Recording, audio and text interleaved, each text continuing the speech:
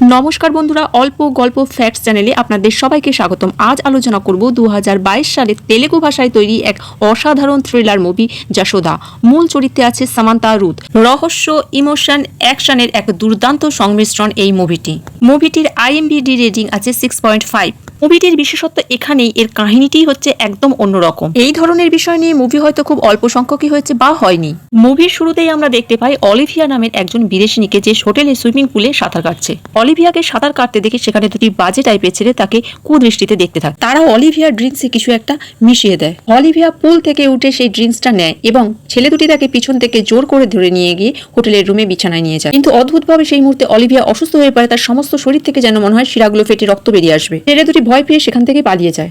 Olivier মৃত্যু হয়। Police তদন্তে নেমে জানতে পারে যে অলিভিয়ার শরীরে দুটি ড্রাগসের মিশ্রণ ঘটে। একটা তো তার জুসে মেশানো হয়েছিল, কিন্তু আরেকটা ড্রাগস হয়তো তার শরীরেই ছিল। আর দুটি ড্রাগসের মিশ্রণের ফলে অলিভিয়ার মৃত্যু ঘটে।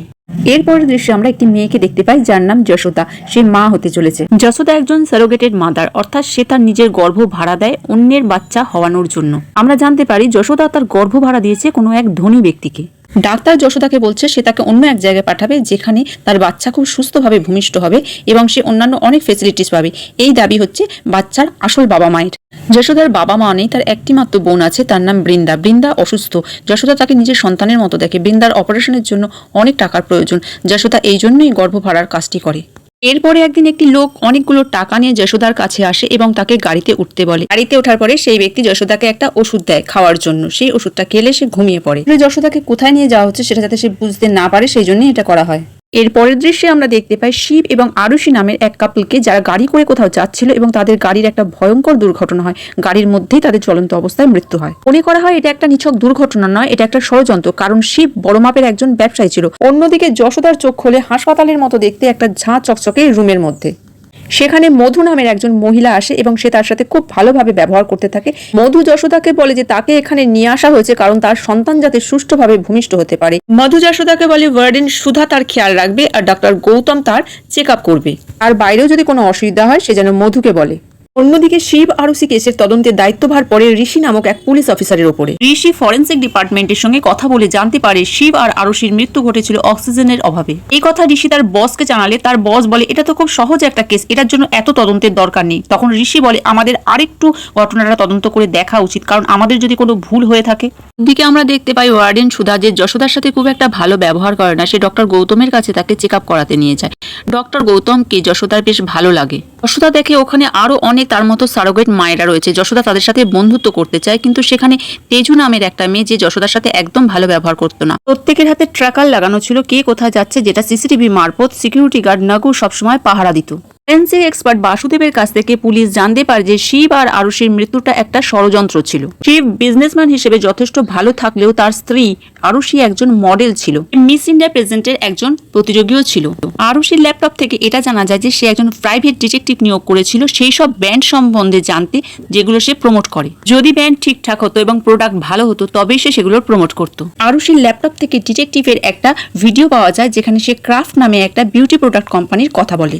এই ডিটেকটিভ আরো বলে যে ক্রাফট কোম্পানির সেই প্রোডাক্টে এমন কিছু জিনিস আছে যেটা তার ঠিকঠাক বলে মনে হচ্ছে না। সোনু নামে একজন ছিল এই ক্রাফট কোম্পানির মালিক। পুলিশ তার সঙ্গে দেখা করলে সোনু খুব একটা ভালোভাবে পুলিশের সাথে কথা বলে না।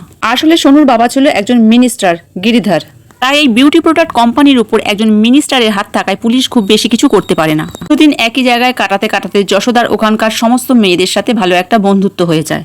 আমরা চলে যাই ফ্ল্যাশব্যাকে, যেখানে আমরা দেখতে পাই যশোদা তার বোনকে মানুষ করার জন্য কিভাবে ফুড ডেলিভারির কাজ করে। সে তার বোনকে খুব ভালোভাবে মানুষ করতে চায়। পুনরায় আমরা বর্তমান দৃশ্যে ফিরে আসি এবং পুলিশ যায় সেই ডিটেকটিভের কাছে, কিন্তু গিয়ে দেখে সেই ডিটেকটিভ মারা গেছে এবং তার পাশ থেকে একটা কেমিক্যালের ফাইল পাওয়া যায়। সেই কেমিক্যালের ফাইলটাকে ফরেন্সিক ডিপার্টমেন্টের কাছে পাঠানো হয়। অফিসার ঋষি ফরেন্সিক ডক্টরের কাছ থেকে জানতে পারে যে অলিভিয়ার শরীরে এবং ওই ডিটেকটিভের কাছ থেকে যে কেমিক্যাল পাওয়া গেছিল সেই দুটো একই।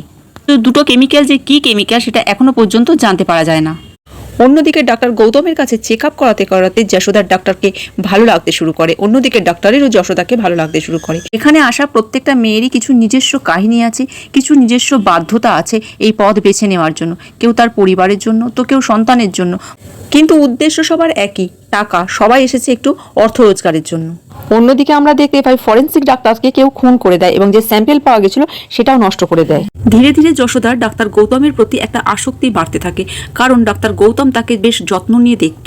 স্বাভাবিকভাবেই মেয়েরা যেখানে একটু কেয়ার, একটু ভালোবাসা, একটু সম্মান পায়, সেখানে তাদের একটা আস্থা জন্ম। এরপর ওখানে একদিন কাজল নামের একটি মেয়ের লেবার পেন ওঠে এবং তাকে অপারেশনের জন্য অপারেশন থিয়েটারে নিয়ে যাওয়া হয়। কিন্তু মধু খানিকক্ষণ পরে এসে বলে দুদিন আগেই কাজলের পেটে তার বাচ্চাটা মারা গিয়েছিল, তাই বাচ্চাটাকে অপারেশন করে বার করতে হয়েছে, কাজলের প্রাণ বাঁচানোর জন্য তাকে বাড়ি পাঠিয়ে দেওয়া হয়েছে। যশোদার খুব মন খারাপ হয়ে যায়, কারণ যাওয়ার আগে একবারও কাজলের সঙ্গে তার দেখা হলো না। অন্যদিকে ক্রাফট বিউটি কোম্পানির মালিক সোনুর ওপরে নজরদারি করার জন্য ইন্সপেক্টর ঋষি আর ইন্সপেক্টর আনোয়ার তার বাড়ির সামনে পাহারায় বসে, কিন্তু হঠাৎ করে তাদের উপরে হামলা হয় এবং সেই হামলায় ইন্সপেক্টর আনোয়ার মারা যায়। আর ইন্সপেক্টর বলরামের গাড়ি উল্টে গেলেও সে আহত হয়, কিন্তু সে প্রাণে বেঁচে যায়। অন্যদিকে যশোদার কাছে যে জায়গাটা সে ছিল সেটাকে তার ঠিক বলে মনে হয় না, তার মনে হয় এখানে একটা কিছু গন্ডগোল চলছে। সে হঠাৎ করে অজ্ঞান হয়ে যাওয়ার ভান করে, যাতে কাজলকে যেখানে নিয়ে যাওয়া হয়েছিল তাকেও যেন সেখানে নিয়ে যাওয়া হয়। যে নার্স তাকে নিয়ে যাওয়া হচ্ছিল তার হাতে একটা আংটি ছিল, সে মনে পড়ে সেই আংটিটা কাজলের হাতে ছিল। অন্যদিকে সিনিয়র ইন্সপেক্টর বলরাম বলে যে অলিভিয়া যতবার ইন্ডিয়া এসেছে মাত্র 3 দিনের জন্য সে থাকতো। পুলিশ আরো তদন্ত করে জানতে পারে যে পৃথিবীর বিভিন্ন দেশ থেকে 122 জন মহিলা ঠিক সেম প্যাটার্নে ইন্ডিয়া এসেছে বারবার, এবং এই 122 জন মহিলাই ভীষণ বড় লোক। এদের মধ্যে একজন হচ্ছে এলিনা, যার খুব তাড়াতাড়ি আবার এই দেশে আসার সময় হয়ে যায়। এলিনা ভারতবর্ষে এলে পুলিশ তার পিছু নেয়, কারণ তার কাছ থেকে যদি কিছু তথ্য জানতে পারে সেই আশায়। অন্যদিকে যশোদা লুকিয়ে লুকিয়ে ওখানে কি ঘটছে সবকিছু দেখতে থাকে, কিন্তু ডক্টর চলে আসায় সে আবার অজ্ঞান হয়ে যাওয়ার নাটক শুরু করে। অন্যদিকে যশোদা যে রুমটায় থাকতো তার যে বাইরের দৃশ্যটা দেখা যেত সেটা যশোদার খুব একটা সঠিক বলে মনে হতো না। সে একদিন জানলাটাকে ভাঙে এবং দেখতে পারে সেটা আসল দৃশ্য নয়, সেখানে স্ক্রিন লাগানো রয়েছে। সেই স্ক্রিনটাকে ভেঙে দেখে পিছনে রয়েছে একটা শক্তপোক্ত দেওয়াল, যেটা ভাঙা কোনো মতেই সম্ভব নয়। লীলার লেবার পেন উঠলে তাকে ওটিতে নিয়ে যাওয়া হয়, যেখানে কাজলকে নিয়ে যাওয়া হয়েছিল। যশোদা যখন অজ্ঞান হয়ে যাওয়ার ড্রামা করছিল তখন সে ডক্টরের কাছ থেকে অ্যাক্সেস কার্ডটা হাতিয়ে নিয়েছিল, যেটার সাহায্যে সমস্ত দরজা খোলা যায়। অন্যদিকে পুলিশ এলিনাকে ধাওয়া করতে করতে জঙ্গলের মধ্যে ঢুকে যায়। সেই সময় এক পাল মোষ তাদেরকে ঘিরে ধরে এবং মোষের ওপরে বসে থাকা একটা লোক তাদেরকে ইশারায় তার পিছনে আসতে বলে। পুলিশ ভাবে যে সেই লোকটা তাদেরকে সাহায্য করবে। পুলিশও ওই লোকটার পিছন পিছন যাওয়া শুরু করে দেয়। অন্যদিকে যশোদা সিসি ক্যামেরার চোখ এড়িয়ে লীলাকে যেখানে নিয়ে যাওয়া হয় সেই দিকে যেতে থাকে। ঠিক সেই সময় সেখানে জেনি এসে উপস্থিত হয় এবং জেনি তাকে বলে এই লক তুমি ভাঙতে পারবে না। জেনি বলে এটা খুব শক্ত মেটালের এবং এর মধ্যে 16 লেয়ারের লকিং সিস্টেম আছে। তখন যশোদা তাকে জিজ্ঞেস করে তুমি এসব জানলে কি করে। জেনি তখন তার নকল পেট খুলে দিয়ে বলে সে তাদেরই একজন। এরপর জেনি যশোদাকে মারার চেষ্টা করে। যশোদা জেনির সাথে পেরে উঠছিল না, কিন্তু তার সত্ত্বেও সে জেনিকে মেরে ফেলতে সক্ষম হয়। যশোদা ওটিতে ঢোকে এবং দেখতে পায় বেডের উপরে প্রচুর রক্ত পড়ে রয়েছে। অন্যদিকে সিসিটিভিতে সিকিউরিটি গার্ড গানু সব দেখে এবং সে মধুকে ফোন করে সব ব্যাপারটা জানায়। ওখান থেকে যশোদা একটা বড় হলের মধ্যে যায়। সেখানে গিয়ে সে তার চোখকে বিশ্বাস করতে পারে না, দেখে হলের মধ্যে প্রচুর মেয়েদের ডেড বডি রয়েছে। হলটা যেন একটা বড় ফ্রিজার, বক্সের মধ্যে রয়েছে এক একজনের মৃতদেহ, তার মধ্যে লীলারও ডেড বডি সে দেখতে পায়। বুঝতে পারে এখানে একটা ভয়ঙ্কর রকমের বড় কোনো গেম চলছে। অন্যদিকে মধু সিসিটিভি ক্যামেরা দিয়ে যশোদার উপর পুরো নজর রেখে দিয়েছিল। এরপরে যশোদা আরেকটা রুমে যায়, সে ঘরটা ভীষণ অন্ধকার। সেখানে সে ইনফ্রারেড চশমা চোখে পড়ে দেখতে পায় বিভিন্ন কন্টেনারের মধ্যে ছোট ছোট ফিটাস অর্থাৎ বাচ্চাদের ভ্রূণ রাখা রয়েছে, যেটা দেখে যশোদা ভীষণ ঘাবড়ে যায়। ওগুলো দেখে যশোদা ভাবে এগুলো কি, এখানে কি চলছে। ঠিক সেই সময় সিকিউরিটি গার্ড গানু ওকে পিছন থেকে ধরে নেয়। গানু যশোদার সাথে জবরদস্তি করার চেষ্টা করলে যশোদাও তার সমস্ত শক্তি দিয়ে গনুর সাথে লড়াই করে এবং গানুকে মেরে ফেলে। ওখান থেকে যশোদা সোজা চলে যায় মধুর অফিসে এবং মধুর অফিসে গিয়ে একটা সার্জিক্যাল নাইফ তার সামনে ধরে মধুকে জিজ্ঞাসা করে এখানে কি চলছে। ঠিক সেই সময় ওখানে ডক্টর গৌতম চলে আসে এবং গৌতম যশোদাকে বলে খুব বাজে মহিলা এই মধু, তুমি যেমন এখানে ফেসে গেছো আমিও এদের চক্রান্তে ফেসে গেছি, এখানে মেরে ফেলো একে। আমার কাছে এই হার্ড ডিস্কের মধ্যে এদের সমস্ত কুকর্মের প্রমাণ আছে। ডক্টর গৌতমের কথা যশোদা বিশ্বাস করে নেয় আর চাকুটা ডক্টর গৌতমের হাতে সে তুলে দেয়। ডক্টর গৌতম তখন নিজের আসল রূপ দেখা, সে যশোদাকে নিজের কবজায় করে নেয়। সে যশোদাকে বলতে থাকে আমি এদেরই একজন। সে বলতে থাকে আমি তো ইনোসেন্ট হওয়ার নাটক করছিলাম, আমি তো এই গেমের আসল মাস্টার মাইন্ড। এবার মধু যশোদাকে আসল ঘটনা বলতে শুরু করে। এবার আমরা চলে যাই খানিকটা ফ্ল্যাশব্যাকে। সেখানে আমরা দেখতে পাই একটা কলেজের সুন্দরী প্রতিযোগিতায় মিনিস্টার গিরিধারী জাজ হিসেবে যায়। যদিও সে বলে তার এখানে জাজ হিসেবে আসার কোনো ইচ্ছাই ছিল না, কারণ তিনি এইসব সুন্দরী প্রতিযোগিতায় বিশ্বাস করেন না। তিনি মনে করেন সৌন্দর্য তো আসলে মনের। মধু মিনিস্টার গিরিধারের এই বক্তব্যকে মিথ্যা প্রমাণিত করার জন্য তার সাথে তর্ক শুরু করে দেয়। অন্যদিকে আমরা দেখতে পাই গৌতমকে, যে সেই কলেজেই পড়তো এবং সে মধুকে মনে মনে ভীষণ ভালোবাসতো, কিন্তু মধু গৌতমকে পছন্দ করতো না, সে তাকে প্রত্যাখ্যান করে। অন্যদিকে মিনিস্টার গিরিধার জোর করে মধুকে তার গাড়িতে তোলে এবং তাকে বিয়ের প্রস্তাব দেয়। গিরিধার তাকে বলে সে ভীষণ একা, তার একাকিত্ব ঘোচানোর জন্য একজন মানুষ চাই। মধুও রাজি হয়ে যায়, কারণ সে জানে গিরিধারের কাছে পাওয়ার এবং মানি দুটোই আছে। গিরিধারের সাথে সহবাসের ফলে মধু গর্ভবতী হয়ে পড়ে। এরপর একদিন মধু লক্ষ্য করে সে হঠাৎ করেই বুড়িয়ে যাচ্ছে, তার চামড়া কুঁচকে যাচ্ছে, চোখের নিচে কালি পড়ছে, তাকে বেশ বয়স্ক দেখাচ্ছে। মধু ডাক্তারের কাছে গেলে ডাক্তার তাকে বলে তার মধ্যে একটা বিরল রোগ হয়েছে, এর ফলে সে দ্রুত বুড়িয়ে যাচ্ছে।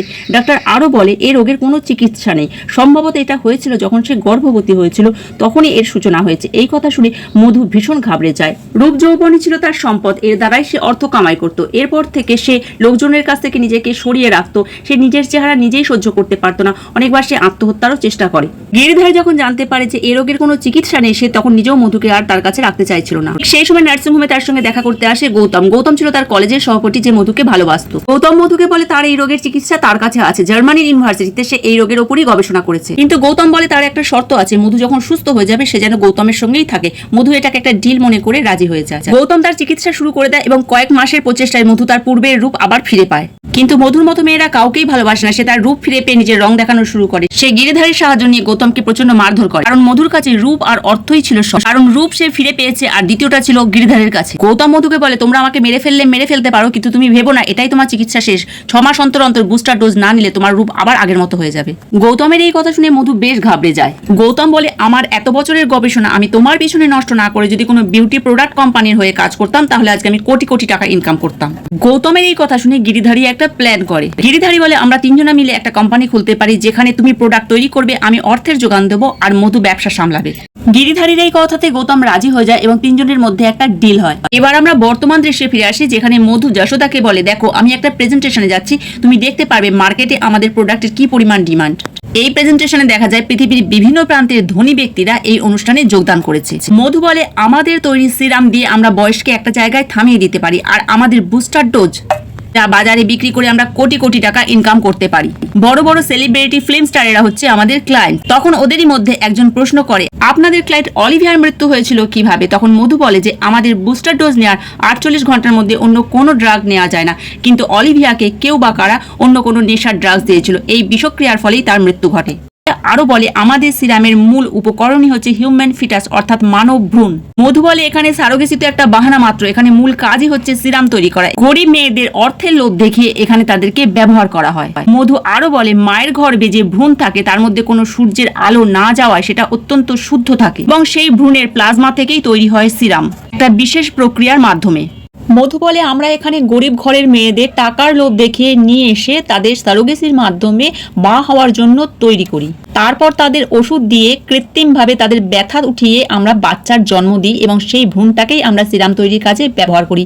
এখানে প্রত্যেকেই আসে কিছু টাকার প্রয়োজনে, কিন্তু যারা আমাদের সত্যি জানার চেষ্টা করে আমরা তাদের মেরে ফেলি, যেমন আমরা লীলাকে মেরে ফেলেছিলাম। এবার বিক্রম বলা শুরু করে ক্রাফট নামের একটা বিউটি প্রোডাক্ট কোম্পানি চালাই আমরা। কমজোরি সিরামগুলোকে আমরা ফেয়ারনেস ক্রিম হিসেবে বাজারে বিক্রি করি, লোকজন তা কিনেও নেয়। এরই মধ্যে আরুষি নামের একজন মডেল যে আমাদের প্রোডাক্টের প্রোমো করতো, তার আমাদের বিষয়ে সন্দেহ হয়, আমরা তাকে মেরে ফেলি, তাতে তার মৃত্যু মনে হয় একটা নিছক দুর্ঘটনা। এইভাবে সারোগেসিকে সামনে রেখে ক্রাফট নামক বিউটি কোম্পানির মাধ্যমে এই তিনজন মোটা টাকা কামাই করছিল। গৌতম কথা বলতে বলতে হঠাৎ করে দেখে যে চেয়ারে যশোদাকে বেঁধে রেখেছিল সে সেই চেয়ারে নেই, চেয়ার ফাঁকা। অন্যদিকে ইন্সপেক্টর বাসুদেব বুঝতে পারে এলিনাকে টোপ দিয়ে তাদেরকে এখানে ফাঁসিয়ে আটকে রেখেছে, যেটা করেছে সিনিয়র ইন্সপেক্টর বলরাম। এলিনার ইন্ডিয়াতে আসার খবরটা ওদেরকে দিয়েছিল বলরামই, কারণ বলরাম যতই দেখাক সে তাদের তদন্তে সাহায্য করছে, আসলে সে গিরিধারের একজন চামচা। বাসুদেবের টিম বুঝতে পারে যে বলরাম হচ্ছে আসলে পুলিশের পোশাকে একজন ক্রিমিনাল। অন্যদিকে যশোদা বাইরে পালাবার একটা পথ পেয়ে যায়, একটা ভয়ঙ্কর কুকুর তাকে আক্রমণ করে, যেটা গৌতমের। গৌতম যশোদাকে ধরে ফেলে এবং সে তাকে বলতে থাকে যে আমি প্রথম দিন থেকেই তোমার উপর সন্দেহ করেছিলাম, তুমি যে আমার অ্যাক্সেস কার্ড চুরি করে নিয়েছো সেটাও আমি বুঝতে পেরেছিলাম, কিন্তু আমার তোমাকে সন্দেহ হয়েছিল, তাই আমি তোমার সাথে প্রেমের নাটক করছিলাম। এবার তুমি বলো আসলে তুমি কে? যশোদা নিজের পরিচয় অস্বীকার করে বলে আমি ওই ঘরে গেছিলাম শুধুমাত্র লীলাকে খুঁজতে। তখন মধু বলে না, তুমি লীলার মৃতদেহ দেখার পরেও অন্য কাউকে খুঁজছিলে, বলো সত্যিটা কি? গৌতম যশোদাকে দেখায় দেখো এই পুলিশের দল আমাদের ধরতে এসেছিল, অথচ আজকে এরাই আমাদের কবজায়। সুদেবের টিম আর যশোদা পরস্পরকে দেখতে পায়। ঠিক তখনই যশোদা গৌতমের মাথায় একটা পিস্তল তাক করে, এটা সে পেয়েছিল সিকিউরিটি গার্ড গনুকে মারার সময়। এবার যশোদা নিজের আসল পরিচয় দেয়, আসলে সেও একজন ট্রেন্ড পুলিশ অফিসার। পৃথিবীতে তার দুটোই স্বপ্ন ছিল, তার বোন বৃন্দাকে ভালো করে মানুষ করা আর পুলিশ অফিসার হওয়া। বোনকে ভালোভাবে মানুষ করার জন্য ট্রেনিং এর ফাঁকে সে ফুড ডেলিভারিরও কাজ করত। ট্রেনিং শেষে সে যখন ইন্টারভিউ এর জন্য যায় তখন তার সিনিয়র অফিসার তার সাথে খারাপ আচরণ করে। সে তার গায়ে হাত দেয় এবং তাকে বলে এই চাকরির জন্য 20 লক্ষ টাকা ঘুষ দিতে হয়, কিন্তু তোমাকে কোনো কিছুই দিতে হবে না। যেদিন রাত্রে আমি তোমাকে বলবো তুমি আমার কাছে চলে আসবে।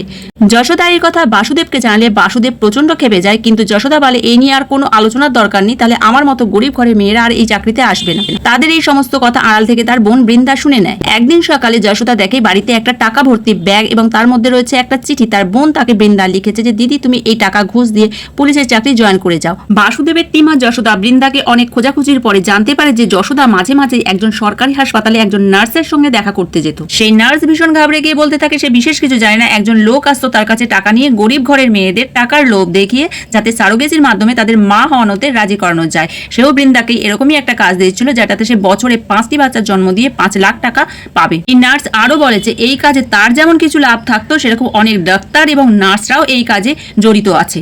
এর বেশি সে আর কিছুই জানে না।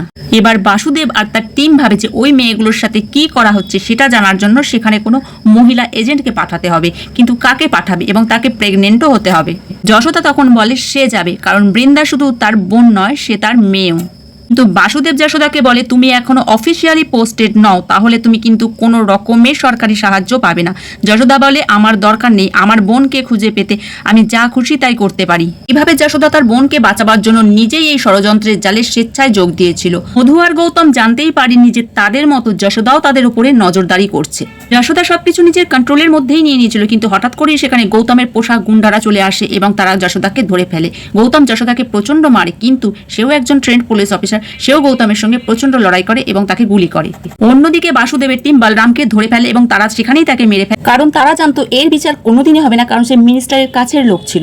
অন্যদিকে সেই সেন্টারের সমস্ত মেয়েরা মধুর আসল রূপ জেনে যায়। মধু নিজের ব্যক্তিগত হেলিকপ্টারে করে পালানোর চেষ্টা করে। যশোদা সেই সারোগেসি সেন্টারের সমস্ত মেয়েদের নিয়ে তাকে ঘিরে ধরে। মধু বলতে থাকে আমি তো কারোর কোনো ক্ষতি করিনি, আমি তো সেবাই করেছি। যার অর্থের দরকার ছিল তাকে অর্থ দিয়েছি, যাদের রূপ সৌন্দর্যের দরকার ছিল তাদের রূপ সৌন্দর্য দিয়েছি। তখন যশোদা বলতে থাকে মায়ের গর্ভে তার সন্তানকে হত্যা করে দেওয়া এটা কি ধরনের সেবা? মধু বলতে থাকে আমাকে তোমরা জ্ঞান দিও না, সন্তান হারানো বিশেষ কোনো ব্যাপার নয়। যশোদা তখন তাকে বলে তুমি নিজে কোনো সন্তানের জন্ম দিতে গিয়ে তাকে যদি হারাতে তখন বুঝতে পারতে একটা সন্তান হারানো। এই কথার উত্তরে মধু বলে যখন গৌতম আমাকে নিয়ে প্রথম পরীক্ষা নিরীক্ষা শুরু করে তখন তার একটা ফিটাস অর্থাৎ ভ্রূণের দরকার ছিল এবং আমি তখন 5 মাসের গর্ভাবস্থায় ছিলাম, আমি নিজের সন্তানকে হত্যা করেছি। এর থেকে অবশ্যই বোঝা যাচ্ছে যে মধু চরিত্রটি ঠিক কিরকম। বেসিক্যালি মধু চরিত্রটি একটি বিকৃত মস্তিষ্কের চরিত্র, যে নিজের রূপ সৌন্দর্য আর অর্থ ছাড়া কিচ্ছু বোঝে না। মধুর এই কথা শুনে সমস্ত মেয়েরা তার উপর খেপে যায় এবং তারা তাকে তাড়া করলে একটা পাথরে পা হোঁচটকে এসে খাদে পড়ে যায় এবং তার মৃত্যু হয়। তার মৃত্যুতে কারোরই কোনো দুঃখ হয় না, তার কর্মটাই ছিল সেই রকম। অন্যদিকে আমরা দেখতে পাই যশোদার গুলির আঘাতে গৌতমের মৃত্যু হয়নি, সে তার ডকুমেন্ট নিয়ে পালানোর চেষ্টা করলে পুলিশ তাকে ধরে ফেলে। দুই বোন আনন্দে দুজনকে জড়িয়ে ধরে এবং বৃন্দার লেবার পেন উঠলে ওয়ার্ডেন সুধার নেতৃত্বে তার একটা ফুটফুটে বাচ্চার জন্ম হয়। যশোদা বৃন্দার বাচ্চাকে কোলে নিয়ে কাঁদতে থাকে। অন্যদিকে মন্ত্রীরও সমস্ত কুকর্ম ফাঁস হয়ে যায় এবং তার জেল হয়। মুভি শেষ দৃশ্যে দেখানো হয় যে এরকম অনেক বিউটি প্রোডাক্ট কোম্পানি আছে যারা এই ধরনের কাজ করে থাকে, অর্থাৎ মুভিতে যেটা দেখানো হয়েছে সেটা সত্য। এখানেই মুভিটি শেষ হয়ে যায়। এই মুভিটি বিউটি ইন্ডাস্ট্রির একটা ডার্ক রিয়ালিটিকে আমাদের সামনে তুলে ধরেছে। আমাদের সমাজ ব্যবস্থায় সৌন্দর্যের জন্য একটা নির্দিষ্ট মাপকাঠি তৈরি করে দেওয়া হয়েছে। বাহ্যিক সৌন্দর্যই আসল সৌন্দর্য নয়। আমরা তাও সেই বাহ্যিক সৌন্দর্যের পিছনেই ছুটি, তার পিছনেই পয়সা খরচ করি। মুভিটি দেখে এটাই মনে হয়েছে খোদার উপর খোদগিরি না করাই ভালো। যদি ভিডিওটি ভালো লেগে থাকে অবশ্যই একটা লাইক করবেন আর চ্যানেলটিকে সাবস্ক্রাইব করে পাশে থাকার অনুরোধ রইল।